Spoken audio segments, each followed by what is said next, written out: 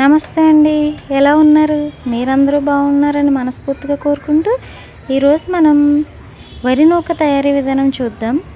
ఇవి కుడుములు చేసుకోవడానికి కానీ, లేదంటే మనం వరి నూక ఉప్మా చేసుకోవడానికి కానీ ఉపయోగపడుతుంది. ఇప్పుడు బయట దొరికేస్తున్నాయి అనుకోండి, అలా కొనుక్కోవడం ఎందుకు? మన ఇంట్లో ఎలాగో రేషన్ బియ్యం ఉంటాయి కదా, వాటిని ఇలా శుభ్రంగా కడిగేసుకుని, నేనైతే 2 కేజీలు తీసుకున్నాను.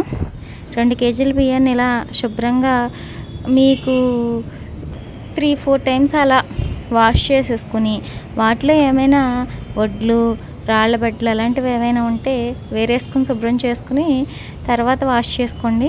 తర్వాత కడిగేసిన తర్వాత చూడండి, ఇలా ఒక కాటన్ క్లాత్ తీసుకుని టెర్రస్ పైన ఇలా ఆరపెట్టుకోండి.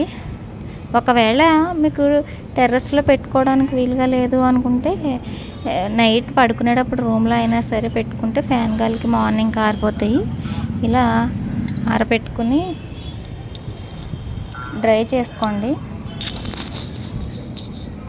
ఈ నూకని మనం చాలా రోజులు స్టోర్ చేసుకోవచ్చండి.